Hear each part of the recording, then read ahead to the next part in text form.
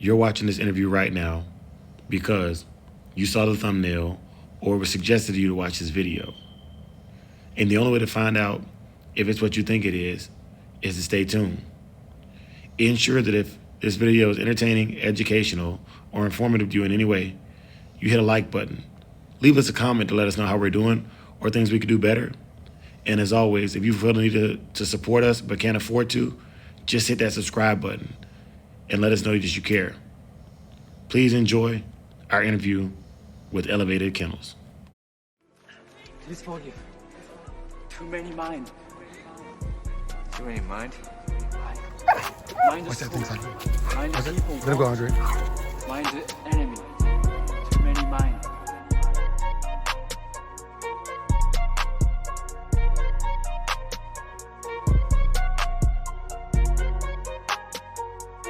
Samurai. What's good, big dog? It's Dre at Samurai Kennels. We got a fantastic show for you today. The first thing I want to bring up is a lot of you guys have been having discussions about getting a bloodline, making a bloodline, maintaining the breed.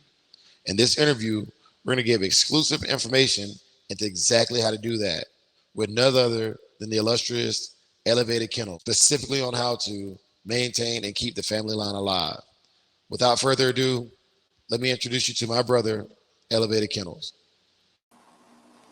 What's up, man? How you doing? Can you What's still going hear on, me? man? Yeah, yes, sir. Yes, sir. Just sitting here with some puppies. Part of what you were talking about, continuing the bloodline. Yes, sir. So, Elevated, if you will, give them a brief introduction for people on my channel who might not know you. My name's Dakota Rose. I started Elevated Kennels like 3 years ago, off my foundation male Mason, and I've just bred him to select bitches that were related to him or outcrosses so that I can breed heavier on what he is. He's off of my mom's dogs, off of Roscoe. He was double bred on Roscoe on the bottom, and then he's Hickory Hills and Wise's blood on the top. And then I got some termite blood that's heavy triple bred on my Thor dog. That's what I just crossed him to and made these puppies. That's preserving the bloodline. Yes, sir. Yes, sir. Is Awesome there any? blood. So you're going to show us one of the puppies or a couple of the puppies? Yeah, while we're talking. Absolutely. Hey, so a lot of you guys don't know this, but Elevated is not out here trying to peddle puppies at all. Elevated keeps the majority of his dogs, and if we can get some footage of his yard at some point, I'll show you. He's serious. He's serious about maintaining his bloodline and maintaining what his standard is for the breed. Beautiful dog. Beautiful dog. Oh, Rogue's a good one. She's definitely a good one. I bred Mason to her, and I kept 3 bitches off of it, and I assessed them, and I picked that she was probably the best one to take Mason back to. I got her other sister, too. She's going to be at Tom Garner's with me at the pig picking next Saturday. Hey, that's a great way to link, guys. So anybody who has questions about the puppies and everything, you can ask Dakota himself right at Tom's. I won't be there this year because this move kicked my behind, but salute to all you guys that are going out to the pig picking at Tom's, man. Phenomenal opportunity to really congregate as Dogman. Oh, it's so fun. This one right here is a throwback of Panic. You'll see her in Rogue's Pedigree, a termite dog. She was one my dad had. She was solid white with black ears, and this one's white with a black ear. Nice. Them jeans That's just a keep throwback. popping through. Yep, and then here's a little piece of Mason popping through Rogue. And then this one will probably go to my buddy Daniel at Throwback Kennels. He's been a good buddy of mine. He goes to all the dog shows. They're all males. I had a full litter of males. Nice. Red patches. This one's colored kind of like Champion Charlie. It's got red patches on its shoulders. How is she taking care of the puppies for you though? She looks pretty good from here, but how's she Oh at yeah, night when you're she's been doing real good. They don't make a noise. She's real careful when she steps in the kennel. She's 2 and 7 months or something. 2 years and 7 months old. So I waited to breed her till she was plenty old enough. Nice. And my male's almost 9 years old in December, and I still waited. So just a little piece for the people out there. You ain't got to be in such a rush. Everybody's so rushing, so eager to do this and that, and slow down and enjoy the dogs. Yeah. So with her, because what I want to do is I kind of want to just go through and talk about you preserving and like what traits you like, because I think what a lot of people fail to do is to target not just traits that other people say you should target, but what is it that you actually like? How big is she? Let's start off with how big is she? She was 26 to 28 pounds in pretty good shape. Not like actually conditioned, but in pretty good shape. I've seen her at 31, and she kind of goes around there. She's depending on summer or wintertime. She's real short. She's probably only got 12-inch long legs. She's real short and blocky, and I got some pictures I'll send you of her too to put in the video. Okay. Yeah. And She see, when I bred Mason to her, so all my dad's dogs ever threw were black brindle. We got regular brindles, and then we got buckskin color dogs, and we got some that were white like this with the black on them, and some of that comes from like Midnight Cowboy traits and stuff. Like they got a little bit of Midnight Cowboy on the bottom. Thor was already like 67, 68% or whatever it is, termite blood. So when we inbred on him 3 times, they kept them traits super heavy. They kept them heavy. So like I bred Mason directly to Medusa, and he ain't nothing related to her. And I mhm. still got a whole litter almost of Medusas, like and stuff like Rogue and Vixen. I didn't get nothing like this until I done the inbreeding. Yeah. I Yeah. got one. I got one that resembled. Let me see. I got one that resembled this guy out of Medusa. He was white with 2 black patches on his eyes.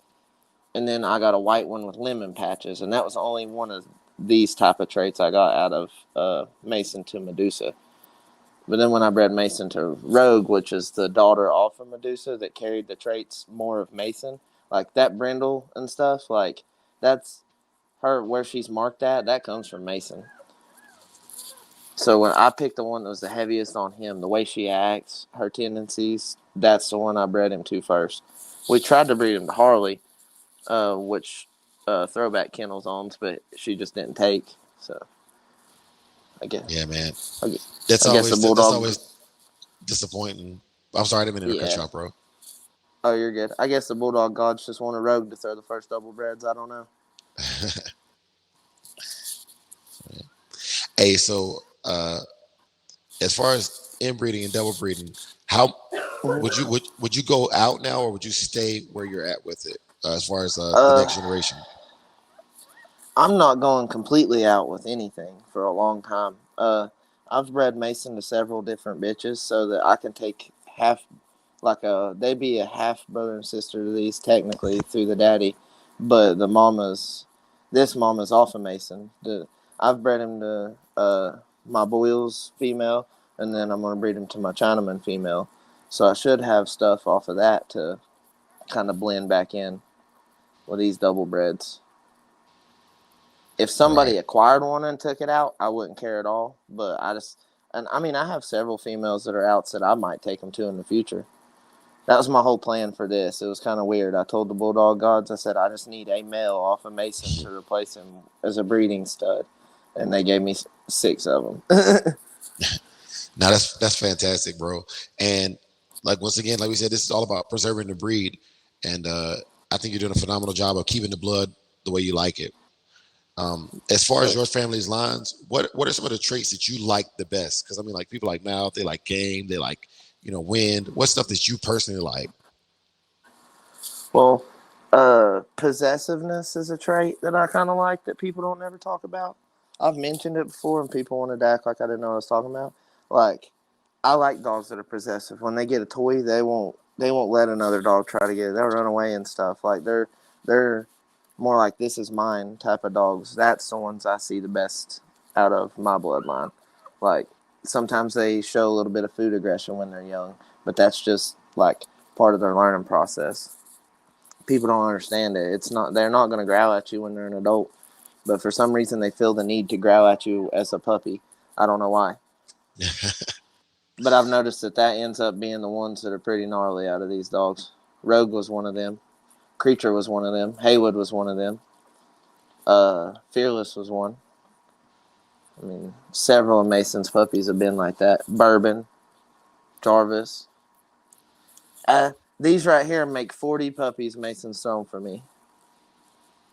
Man, that's some dogs on the ground. There's a lot of modern day dogs that haven't thrown anywhere close to that, male or female. So yeah, man. I mean, it takes a lot of time, dedication, and willingness to sacrifice stuff. Like, I've not went a lot of places. I've not done a lot of things these last 3 years, but I've been with my dogs. So we've traveled. I mean, I've traveled for dogs, but other than that, I ain't went for like just vacation or something. Yeah. Oh man, you brought up. I didn't even think about that. Like so we negated or neglected to tell how many dogs. Can you tell the world how many dogs you have so they can understand what you're talking about? I have there's probably 31 dogs here right now. Probably 30, 31, 32, somewhere in there. And that's not including Total. the puppies? No, that is including the puppies. And including puppies, all right. 6 puppies and then probably, I don't know, 27, 26 grown dogs. None of them, and 2 of them are 8 months old, and then one of them's 6 weeks old, but that's the youngest besides these. The rest of them are over a year. Yeah. All right. Last puppies I had was over a year ago. They were Mason and Sissy and Mason and Carson. Nice. So as far as preserving the breed, we've talked about you've kept your family's line, you bred them, you double inbred on Mason, and you're liking what you see. You got 6 males. So my question for you is, when you get ready to pick I would assume you're keeping at least 1 or 2 of them. When you get ready to pick your keeper from your Mason line right here, how do you decide who you're going to breed and kind of repopulate the Mason blood for the next generation? I pick on traits sometimes, like with Rogue and Vixen and them. I let their like abilities and stuff show which one I was going to breed to more. With these, the way they're bred, really you're better off to go like just because one acts better than the other, the one that's carrying the right traits may throw better. If that makes sense. Absolutely. I mean, I've out of every litter, I've kept the one that had the best ability, in my opinion, and then I kept the one I thought would throw genetically better. So, I like that. Should I turn?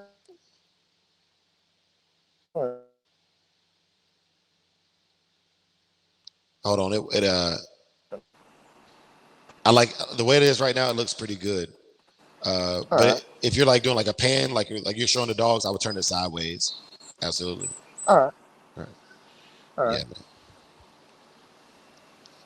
First time doing this, so. No, it's all good, man, and it's I really appreciate it because what you're doing is what I'm trying to establish. So a lot of these questions are going to seem really green, but I'm genuinely asking because I'm in my second generation that I bred, the third generation of what I put together, you know. So it's I'm about 3 family generations human behind where you're at right now, but I'm trying to get there. But yeah, man, I wanted you to talk about we've talked offline before, but I wanted you to kind of talk about your family history or whatever, and explain to them like you're not a first generation dog man by any means. No, my mom and dad were both into dogs, and even after my mom and dad split up, my mom and stepdad had dogs, and then my dad and stepmom had dogs. They both bred dogs. They were different dogs.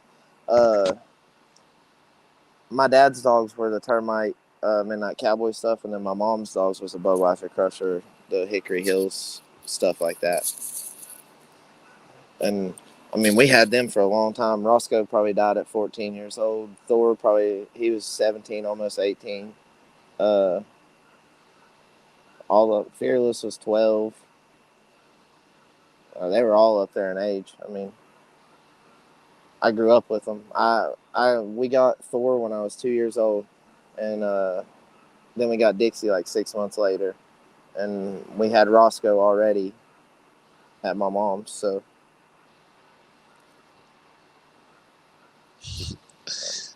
Yeah, man. Hey, so uh, you're still in North Carolina, correct? yeah, I'm in Waynesville, North Carolina. And the reason I asked that question is because like I was seeing you, I don't know if it was a fly or like hair or something, but I moved to Arizona recently and I don't have to deal with flies or mosquitoes right now. I think It's it's why. amazing. It's amazing, bro. Well, what did you say? You cut out for a second. Sorry. Oh, so I like in Texas and North Carolina when I was dealing with dogs, there was always flies and stuff around, right? But in Arizona it's so Hmm. hot, I haven't had to do any of that stuff for a long time. Yeah. Yeah, man. Yeah. See, I wish. I wish. During the summer, flies are a little bit of a problem, but that's why I'm a big fan of the wintertime. Everybody hates the wintertime, but like, it's easier to keep a dog warm than it is to cool a dog off, and I prefer the wintertime. Yeah, I really do. yeah. I miss the Carolinas a lot, man. But you're around a lot of great dog men up there. Do you have any of them who you frequent or who you get guidance from at all? Uh, I mean, there's a couple that are OG around here. There's one dude I won't really mention his name, but he knows who he is. He helps me a lot. Lady that had a bunch of real good dogs back in the day. Her name's Tanya. She helps me a lot. Um, I mean, I talked to Schoolboy. I talked to William Cabero. I've talked to Lee Robinson. I've talked to all the real well-known dog men. I try to contact them and establish relevancy. That's something people don't talk about when they're talking about starting a bloodline. You can breed all the dogs you want to, but if they're not relevant, what's the point? Yes. That that's why I admire what you've done, showing your dogs off, putting a name on your dogs. That's another important thing. Uh, you just got to establish it to be the whole picture. Like people wants to do just one piece of the picture and not get the whole thing. Like when you sit here and you think about Jeep, for example, like they used to show up with shirts that said Jeep on them, Yeah. all kinds of stuff. They promoted Jeep like crazy, and that's why everybody you can say a Jeep dog and they almost know what you're talking about. I Yeah. mean, even straight greenhorns know what you're talking about. So it's just promotion, like getting them out there to people. Especially if you ain't doing nothing wrong. What's it hurt? And that's why I love that you started to, man, even the name Freemason, man. That's dude, Yeah. that's iconic. And I did a live probably about 3 or 4 months ago, and I mentioned like dogs like that, like Freemason, Treason. These are dogs that I Mm-hmm. know the names because I talked to the owners of these dogs. But we got to push it to the forefront. Even last night I was watching a live, and on the live they were saying that when are we going to start claiming our modern bloodlines? It's great that they're Yeah. built on bolio and termite, but Mm-hmm. even though you put them together, uh, Yellow was the son of Yellow John. Yellow John is his Yeah. own stuff, and he made Mayday. Yeah. And so like these dogs, you can make a bloodline off of a bloodline off of a bloodline, but we're not doing that because we're scared to claim it as our own. So Yeah. yeah, Well, kudos to you. people are people are scared of if they have a little bit of failure that like it's going to ruin their name or something. No, you're going to fail, bro. These are like flesh, blood, and bones. So you're not going to succeed every time you try something. Like it's not going to work every time. Every breeding might not work. Even I found a breeding I wouldn't do again. I found two of them I wouldn't do again. But then sissies I repeated. I would repeat Medusa if I had to. Like I mean, there's certain ones I would and certain ones I wouldn't. Yeah, and you only learn through trial and error. There's no guarantees. Yeah, yeah, and like, well, people go buy a dog and they'll breed it to dogs that are all the same as it. And like, I'm like, okay, first of all, you bought a male and you're breeding it to females the same as it. The females are controlling what you're throwing anyway, so it's not even really your male that's throwing the look you're getting. Just to be, I mean, it comes from the female. The look, like when you double up on them, maybe you get it like that because I see a lot more Mason in this litter. But and I mean, we did on Thor once we inbred a little more. We seen a lot more of Thor and Roscoe, and but a lot of people their males ain't bred tight enough to do that. Like they'll say they have a tight bred male, but it's not even really that tight bred. Like it's really not for what the breed has been. So, and you just gotta think about what you're breeding to as to what you're getting. Yeah. It's all part of the factor. The male ain't the end all be all, and the female ain't either. What they do together matters. because you'll find females and males that just click, and you're like, wow, this works. Like, Yeah. I don't know why this works so good, but it does. Like, I get a lot of hate from Mason to Sissy, man, and like people don't understand that that's not part of my bloodline to be bred into the future for everybody. Like, I made Creature, I and like I didn't like big bone dogs. I didn't like big frame dogs at all. I liked little racy ones. The only intention I ever had of breeding Mason was to my mom's dog Molly, and she's related to Mason, and she's a racy, very, very determined female is the word I'll use. Uh, yeah, I intended on breeding him to her first, but I've still yet to get to do that. I bred him to Sissy, and I mean, I loved what I got. I was obsessed. I just wanted to see what he'd throw with different females. Like, yes, I can take and breed him stuff that's the same as him, but will I know it's him that's throwing that look? Now, like, when Sissy was bred to a blue male before, she threw a whole litter of blues. Her sister was bred to the same blue male through a whole litter of blues. I bred her to Mason, and I didn't get one color that was blue toned at all. They don't have the blue tone whatsoever.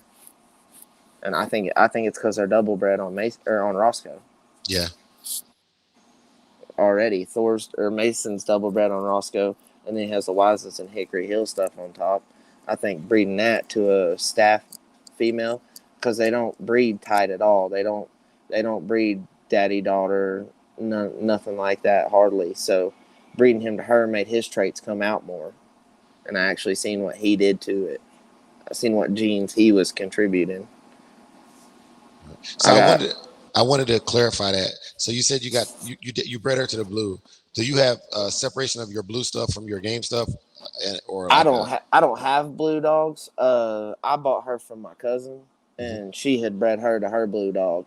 And when I went up there to see her, or to see my cousin, I seen Sissy for the first time, and I was like, "Oh my God, I love that dog." I don't know why, I love that dog. She's white with piebald patches, and she's just got brindle patches. She ain't even got like a blue tone really, yeah. but her sister did, and I bought her from my cousin, so I don't really have blue dogs. Like, I mean, there was no blue ones out of that litter. I bred Mason to a blue brindle bitch just to see if he would throw blue, because everybody will talk about like, oh well, you don't know if it's in there until you breed it to a blue one, because they say that they both have to carry it to throw blue. Yeah. And I don't know if I believe that. I don't believe that's true. I really don't. Nah, if the traits in there, male or female, it has the potential Yeah. to come out. It could be either what's it called, a dominant or recessive, but like it's Yeah. there. Yeah. Even So, well, like my friend Nicole at Diamond Boy Kennel, she's got Merles, and I've been learning from that process. I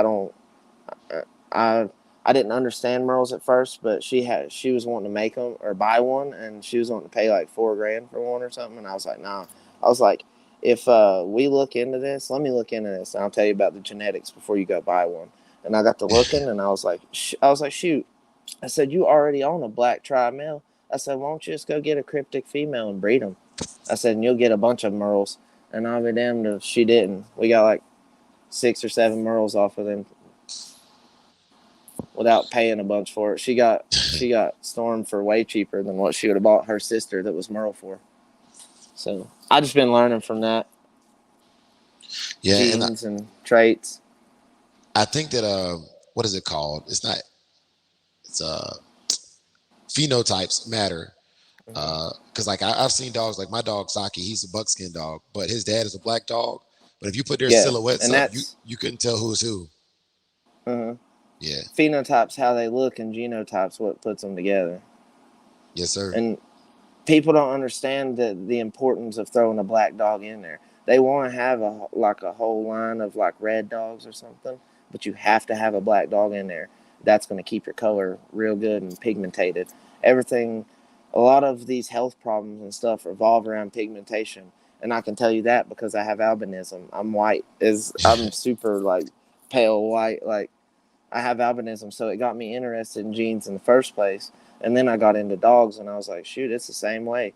Like, there's way more variety in dogs than there is in humans. And I don't know. That's what got me interested. Pigment's important. It's very important. That's why, like, when I picked the females I did have, there was 2 white ones out of Medusa's litter, but I picked all dark ones. It's to keep the genes. I won't have to go outcross necessarily as fast because I'm paying attention to all the aspects of it, if you ask me. Yeah, man, that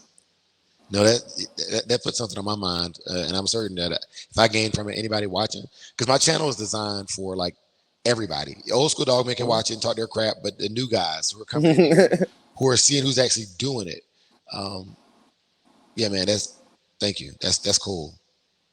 Oh yeah. All right, so, Yeah, I mean it's. I'm sorry, you were gonna say something, bro? Oh well, another thing people need to do if they're gonna have a litter of puppies, build you a whelping kennel, a proper whelping kennel. I did it first thing, and I've been so thankful. I can have 2 litters at a time because of it. Like it makes a big difference. So we talked To about have somewhere secure that the puppies can live and learn that they live at, and then when they grow up, the mama, they see her going in and out to use the bathroom and eat. Well, they pick up off of that, and I mean it makes better dogs in the long run. Like it really does. so you talked about having multiple litters. Hmm. How do you walk me through a morning taking care of multiple litters? Because I've never had more than 1 litter at a time.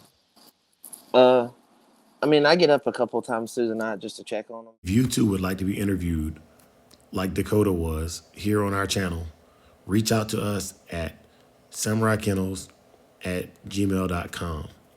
Additionally, I'll put a link in the description for our website and our business phone number. For our business phone number, please send a text message letting me know who you are so that I can return your phone call and we can set something up. Also, if you're interested in our digital dog show, which is coming up in September, this is a great way to get behind the scenes information. Thank you.